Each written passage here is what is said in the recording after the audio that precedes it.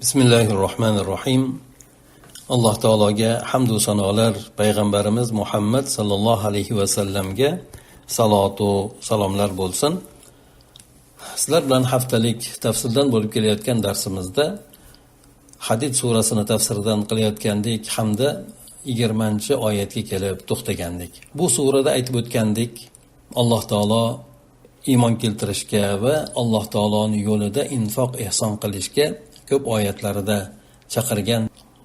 Ana undan keyin Alloh taolo iymon keltirgan, o'zining yo'lida infoq ihson qilgan, Allohning yo'lida sarfarajat qilgan odamlarda mukofotlarni bayon qilib o'tdi. Ularning orasida siddiqlar bor, shahidlar bor, ularning ajr mukofotlari Alloh taoloning huzurida juda ham buyuk degan oyatlarni keltirib, undan keyin aytadiki, insonlarni ana o'sha iymondan to'sib qoladigan yoki mo'min bo'lsa ham uni Allohning yo'lida infoq ihson qilishdan to'sib qoladigan asosiy katta sabab haqida 20-oyatda Alloh taolo bizlarga xabar berib aytadi. I'lamu annamal hayatud dunya la'ibun wa lahwun wa zinatun wa tafakhurun baynakum wa takathurun fil amwali wal awlad.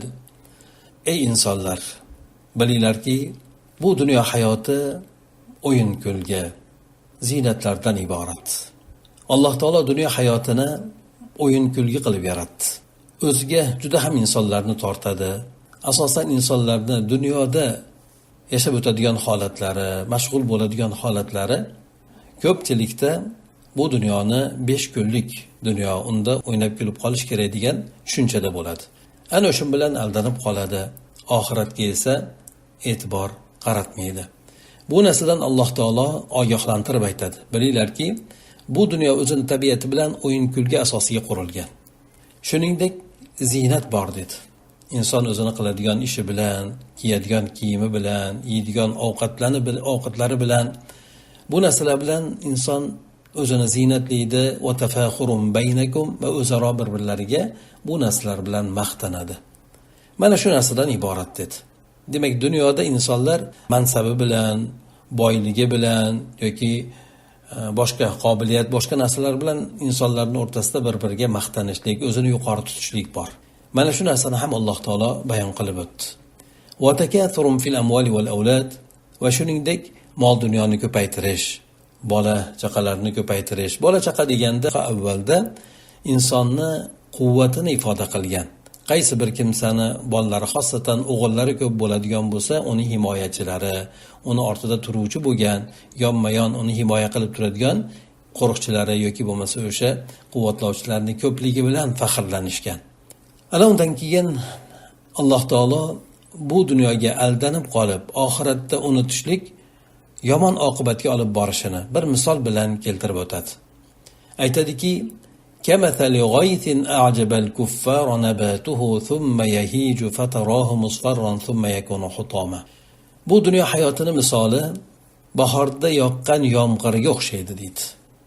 Bahorda yomg'ir yog'adigan bo'lsa, albatta yer ko'kalamzor, gullarni o'sishligi, hosillarni unib chiqishligi, ko'p suvga ehtiyoji bo'lgan atrofdagi bo'lgan narsalarni o'sha yomg'ir suvidan o'ziga kerakligini olishi. Xuddi shunga o'xshatyapti Alloh taolo. A'jabal kuffaru nabatuhu. Dehqonlarni ularni ekkan ekinlari unib chiqishligi, daraxtlari kurtak ochib o'sishligi bo'lsin. Mana shu narsalar ularni ajablantirib qo'yadi. Yomg'ir yoqqandan keyin albatta atrofda juda ham ko'kalamzor bo'lib ketadi. Qizg'aldoq, qizg'aldoqlar, lolalar ochiladimi deyotganda ko'zni qamashtiradigan darajada juda ham go'zal bo'lib ketadi. Hattoki dehqonlar ham juda ham suv kerak bo'lib turgan paytida hosillariga havas bilan qaraydi. Dalalarda ularni ko'zini oladigan, shunday hosillari o'sib turadigan bo'lsa, ekinlari o'sib turadigan bo'lsa, ular bu narsadan juda ham hayratga tushadi. Ya'ni dunyo o'zi xuddi shunaqangi odamga beriladi. Bu berilgan dunyo insonni hayratga solib qo'yadi. Katta uylar bo'lsin, chiroyli bo'lgan qimmatbaho mashinalar bo'lsin, taqinchoqlar bo'lsin, mana shu narsalar insonlarni o'ziga jalb qiladi.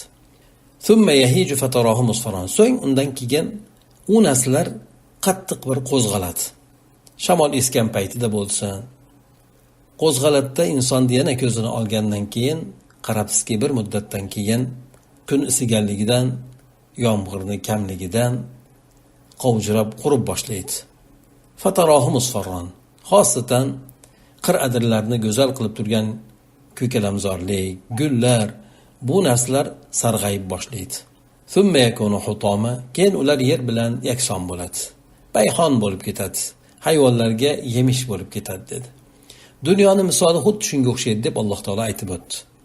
Demak, dunyo avvalda insonni juda ham ko'zini shamg'alat qilib, uni o'ziga juda qattiq jalb qiladi. Inson u bilan aldanib qoladi. U bilan inson o'zidan ketib qoladi ba'zida, mahliyo bo'lib qoladi. Lekin bir muddat o'tadiki, bu narsalar insonning qo'ldan ketadi. Dunyoda ham ketadi yoki bo'lmasa inson oxiratga o'tishligi bilan, vafot etishligi bilan hamma narsasini tark etadi. Lekin o'sha dunyodagi bo'lgan halol haromni ajratmasdan topgani, ibodatlarning o'rniga ham dunyo bilan mashg'ul bo'lgani insonni qattiq bir iztirobga qoldiradi. Dunyo o'tkinchi bo'lgan narsa deb hamma aytadi. Lekin ko'pchilikni xatti-harakatiga qaraydigan bo'lsak, xuddi dunyoda qoladigan odamdek xatti-harakat qiladi. Alloh taolo aytadiki, keyin va fil oxirati azabun shadidun va mag'firatun minallohi va ridwan. Oxiratga o'tadi, dunyo bilan mashg'ul bo'lib oxiratni unutganligi uchun hech qanaqangi amalni o'zi bilan birga olib keta olmaydi. Oxiratda buni oqibatda nima bo'ladi? Azabun shadid, qattiq azoblar bo'ladi dedi. Sababi ibodat qilmadi, iymonga kelmadi, qo'l ostidagi bo'lgan, qo'ldagi bo'lgan dunyo bilan aldanib qoldi. Hayoti shunday bo'lib o'taveradi deb o'ylab qoldi. Shundan unga qattiq azob bo'ladi dedi. Shuningdek, ikkinchi tomonga oxiratga e'tibor beradigan, dunyo bilan aldanmaydigan odamlarga mag'firat bo'ladi Alloh taolo tomonidan. Xato kamchiliklar bo'lsa, ularni kechiradi. Alloh taolo ulardan rozi bo'ladi. Va mal hayatud dunya illa mata'ul g'urur. Dunyo hayoti oxiratning oldida bir, ya'ni aldamchi, o'tkinchi bo'lgan mato desak ham bo'ladi. O'tkinchi, ya'ni oxirat boqiy qoladigan. Inson oxiratda vafot etmaydi. Jannatga kirganlar abadiy qoladi, shuningdek do'zaxga ega bo'lib kirganlar, tushganlar ham u yerda abadiy qolishadi. Do'zaxga vaqtinchalik tushib jannatga keyin kiradigan mu'minlar bundan albatta mustasno. Demak, dunyo hayoti bir aldovchi bo'lgan bir matodir dedi. Inson bu bilan aldanib qoladi. Ana qilaman, mana qilaman deb yaxshiliklarni qarasa vaqt o'tib ketib qoladi. Ko'pincha inson dunyodan ham vafot etib ketadi. Dunyoning misolini xuddi shunday keltirib o'tiladi. Go'yoki inson uzoq safarga chiqqanda yo'lda kelayotib, bir daraxt tagida dam olgan, keyin yana safarini davom ettirib ketgan. Shu darajada juda ham qisqa muddatlik deb aytib o'tiladi. Dunyoda beriladigan narsalar, boyliklar bo'lsin, inson u bilan umrini tugatib yuboradi. Uni ortidan uni yig'aman deb turib, oxiratni oldida u go'yoki inson barmog'ini bir dengizga solganda, keyin undan barmog'ini ko'targan qancha narsa qo'liga ilashib chiqadi suvdan. Ana o'shunga bir qarab qo'ysin deydi. Qo'liga ilashib chiqadigan suv bu dunyodagi bo'lgan boyliklari. U dengizda qoladigan esa oxiratda beriladigan mukofotlar deyiladi. Shuning uchun inson katta narsadan voz kechib, arzimagan narsaga ilashib qoladigan bo'lsa, bu haqiqatdan inson hayotini, butun borlig'ini ziyon qilgan odam deb aytiladi. To'g'ri, inson dunyo orqali oxiratga erishadi, dunyo orqali jannatga erishadi. Ya'ni dunyodan Alloh taoloning yo'lida sarf etadi. Lekin dunyo uning uchun ikkilamchi bo'lgan narsa, birlamchi emas. Birlamchi bo'lgan narsa Allohning dini hamda oxirat g'ami bo'ladi. Shundan Alloh taolo aytib o'tadiki: "Sabiqu ila mag'firatin min robbikum va jannatin 'arduha ka'ardis samai wal ard." Sizlar Robbilaringizdan bo'lgan mag'firatga shoshilinglar dedi. Oxiratda mag'firat bo'ladi Alloh taolo tomonidan, rozilik bo'ladi deb aytib o'tdi mo'min bo'lgan kimsalarga. Demak, sizlar o'sha Alloh taolo tomonidan bo'ladigan mag'firatga, gunohlaringizni kechirilishiga shoshinglar. Buning uchun esa inson amal qiladi. Yaxshi amallarni qiladi. Shuning uchun payg'ambar sollallohu alayhi vasallam aytadilar-ku, kim bir gunoh ishni sodir etadigan bo'lsa, ortidan yaxshi amalni qilsinki, u yaxshi amali gunohini o'chirib yuboradi. O'shandek mag'firatga, ya'ni yaxshi amallarga shoshilinglar va jannatga kirishga shoshilinglar. Chunki jannatga udkhulul jannata bima kuntum ta'malun, qilgan amallaringiz sababli jannatga kiringlar deb aytiladi. To'g'ri, insonni jannatga kirishligi faqat amallarni o'zi bilangina bo'lib qolmaydi. Payg'ambar sollallohu alayhi vasallam sahobalarga bir kuni aytib qoladilar, hech kim o'zini amali bilangina jannatga kirmaydi deganlarida, ey Rasululloh sollallohu alayhi vasallam, siz hammi deganda, ha men ham, faqatgina Alloh taolo bizni rahmat bilan o'rasagina keyin jannatga kiramiz degan mazmunda aytib o'tadilar. Alloh taoloning rahmati nimani ifoda qiladi bu narsa? Birinchidan, insonga iymon, hidoyatni berishligi Allohning marhamati, uni yaxshiliklarga muvaffaq qilib qo'yishligi, yo'llarga yo'llab qo'yishligi Alloh taoloning bu rahmati. Undan keyin insonlar gunoh sodir etadigan bo'lsa, ularni kechirishligi, amallarini esa qabul qilib, ularga juda ham ulkan savoblarni berishi, bular hammasi Alloh taoloning fazli marhamati bilan bo'ladi. Ana o'shandek insonning gunohlarini kechirilishi, Alloh u bandadan rozi bo'lib amallarini ko'paytirib, savoblarni ko'paytirib berishligi, bu haqiqatan Allohning rahmati bo'ladi. Jannatga shoshilinglar dedi. Jannatni kengligini, aql bovar qilmaydigan darajada ulkan ekanligini Alloh taolo oyatda bayon qilib o'tadi. Aytadiki, arduha ka ardis samai val ard. Arduha degan u jannatning kengligi yer va osmonlarning kengligicha deb aytdi. Demak, kengligi yer va osmonlarcha bo'lsa, mana biz dunyo osmonni bilamiz. Dunyo osmonni cheksiz deb bilamiz.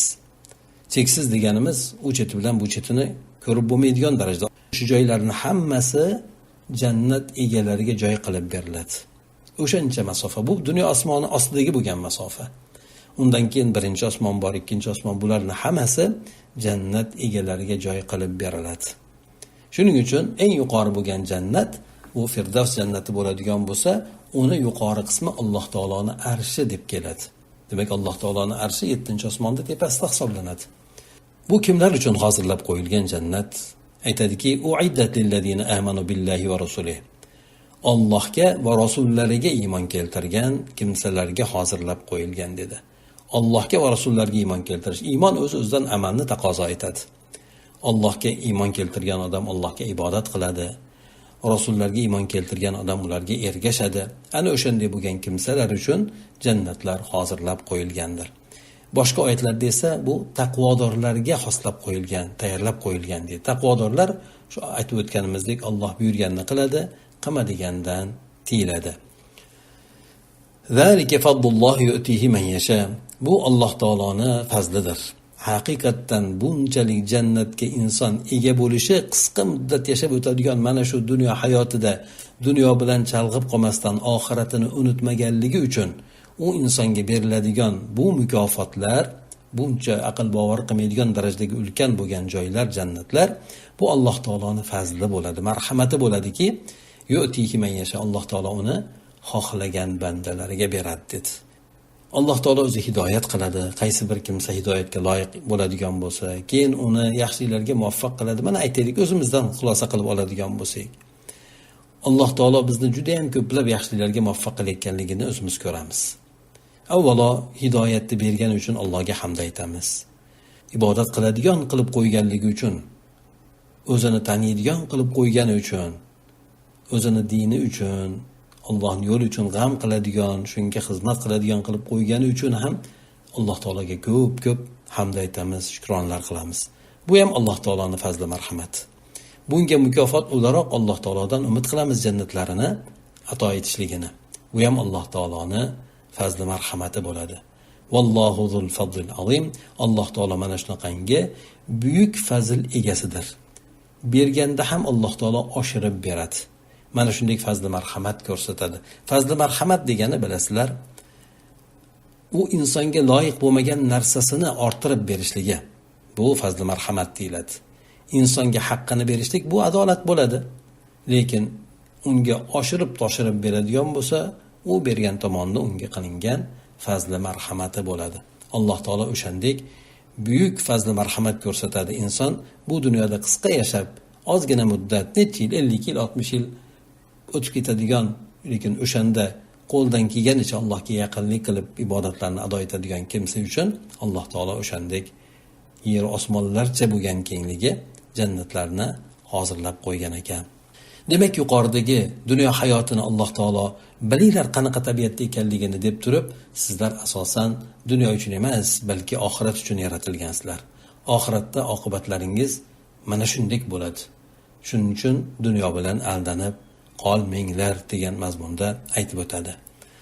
Undan keyin insonni boshiga dunyo hayotida yashab turar ekan, bu ibodat qilsa, Allohning yo'liga harakat qiladigan bo'lsa, xizmat qiladigan bo'lsa, albatta insonning hayoti doim xursandchilik, yaxshiliklardan iborat emas.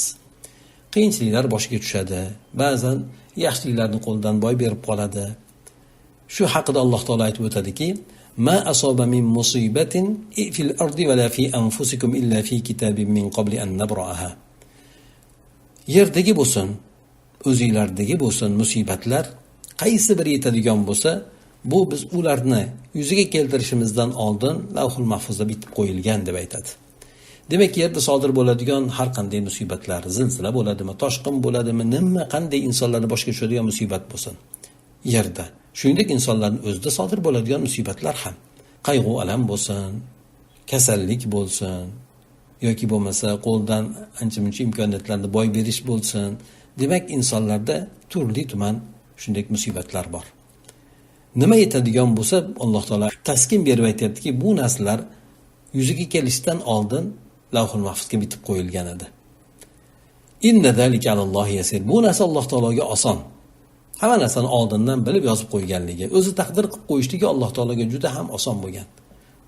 Hadis shariflarda keladi, Alloh taolo avval qalamni yaratdi, yoz dedi. Nimani yozay deb so'raganda, oxiratgacha bo'ladigan barcha narsani taqdirotini yozgan deydi. Bu esa yer osmonlarni yaratishdan 50 ming yil oldin bo'lgan. Alloh taolo bu qalamni yaratib aytganligi. Alloh taolo buni hikmatini ham bayon qilib o'tadi. Nima uchun oldindan taqdir qilib qo'yganda, keyin bu narsani xabarini insonlarga beryapti. Likay la ta'saw ala ma fatakum. Qo'llaringizdan boy bergan narsalarga juda ham qattiq afsus-nadomat qilib ketmasliklaringiz uchun. Ba'zan bo'ladi, inson katta bir imkoniyatni qo'ldan boy beradi. Juda ham qattiq afsus-nadomat qiladi. O'y, inson unchalik qilmagan, chunki Allohning taqdiri ekan, bu narsa bo'lmasligini bitgan ekan, endi bo'lmabdi-da bu narsa deyiladi. Demak, insonga bu tasalli bo'ladi.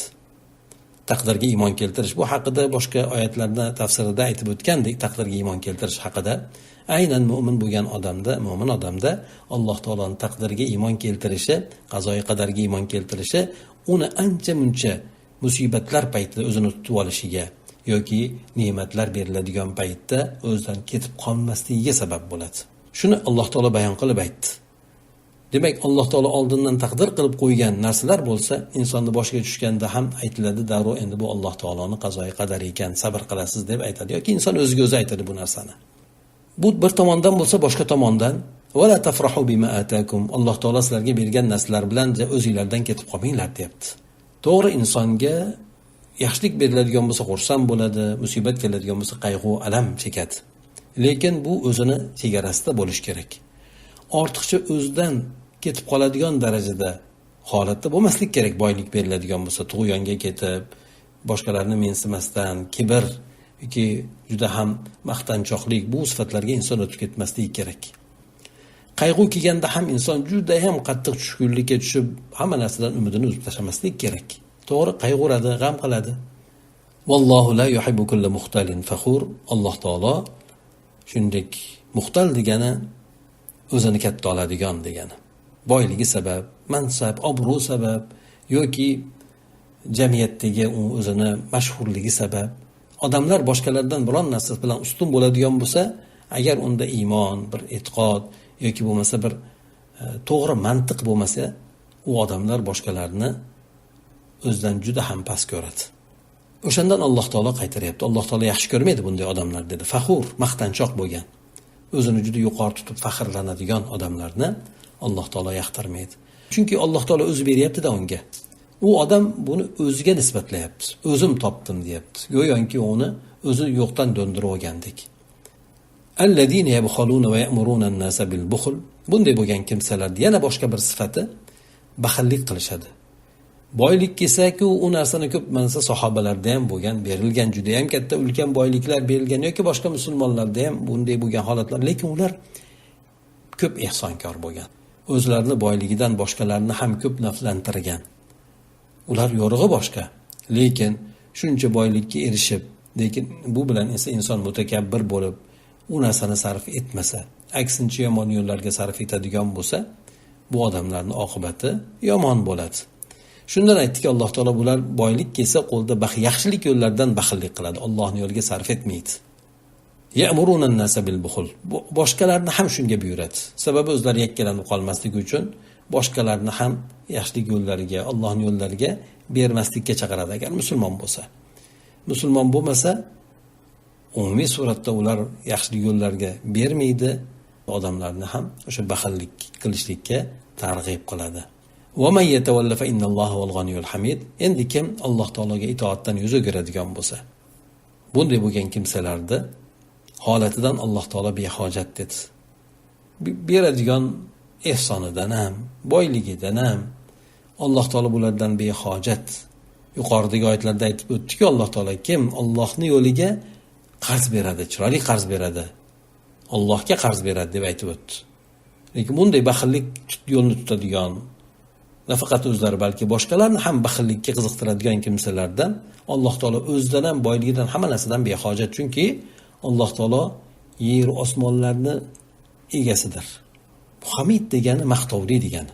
Alloh taolo maqtovli, bunaqa baxillik sifati bilan yoki yomonlik sifatlari bilan Alloh taolo sifatlanmagan, balki boy bo'la turib, hamma narsadan behojat bo'la turib, u zot juda ham maqtovlidir.